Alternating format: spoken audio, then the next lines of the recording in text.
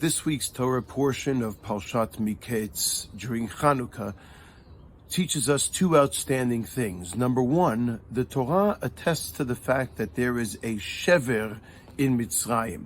Shever literally means in Hebrew breaking. There is a breaking in Egypt.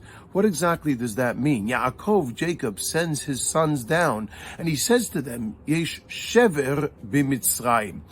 And the reason why it's called a shever, a break, is because Yosef, who's the viceroy of Egypt at this point, understands that the best way to control the economy responsibly in Egypt is by breaking down portions for each individual. He doesn't give out large portions to families or to many people at one time, but rather he takes into consideration every single person's financial status, their needs, and he breaks down the reserves of Egypt, as it were, and gives out to that person accordingly. This way he ensures that there is savings in the Egyptian bank as well. And so Yaakov sends his sons down to Mitzrayim, and he understands, Yesh shever b'Mitzrayim. Why is it important to emphasize this? Fascinating. Rav Hirsch explains that when Yaakov wanted to send the sons down to Egypt, the sons themselves, the brothers of Yosef, felt that one of them should go down to Egypt as representative. Why should all of them go together to make this journey? It's burdensome, it's difficult, it's challenging. Let one go down and bring back the food for everybody. Yaakov said, no, I don't think you understand. Joseph, the viceroy of Egypt, is going through a shever of Mitzrayim. Of course, he didn't know it was Joseph, but whoever it was, there's a shever in Mitzrayim. They're allocating and apportioning specific portions to every single person. So if each and every one of you go down, every one of you will receive a portion, and obviously that stands to benefit the family that much greater as a whole. What's fascinating here is, number one, the usage of the Torah as shever for a ra'av, for a famine, shever, breaking. Why? Well, I explained to you the practical ramifications, but the truth is there's also interesting philosophical ramifications. Isn't it fascinating that the Torah uses shever, a break, to describe a famine?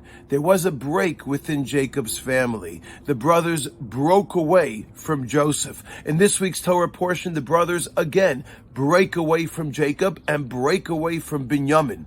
There is a lack of understanding that only with unity, when we get together, when we form as one, can we truly be a solid and ultimately a futuristic nation that can build and resonate with our future.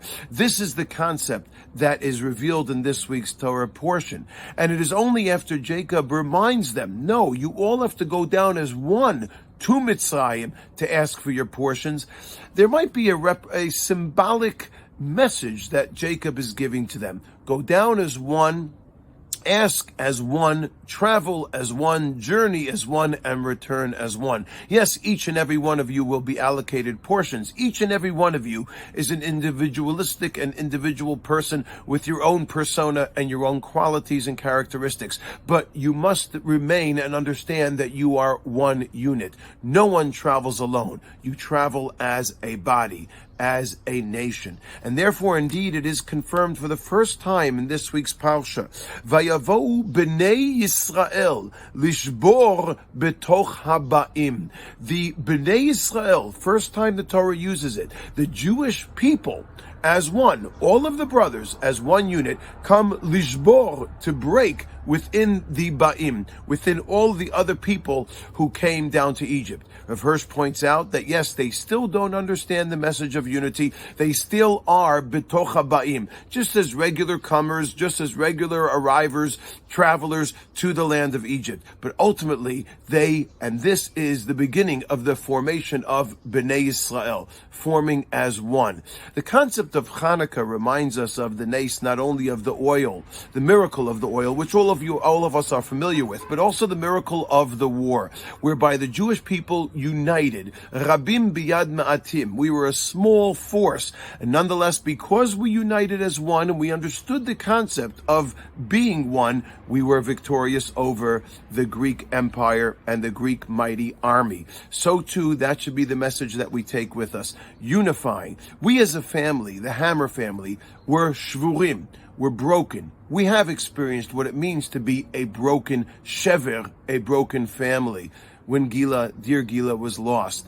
And so it is so important, particularly in broken families and in every family, to once again unite. We look to each other, to all of our children, grandchildren, and the siblings look to one another and to us for support, for strength, to remind ourselves that we are Bnei Yisrael, that only when we are united as one can we stand the test of time and remain strong even in the face of dire challenges. Should be a Hanukah Sameach, Shabbat Shalom to all. This is the Torah way, the Jewish way, and the Gila way. Shabbat Shalom.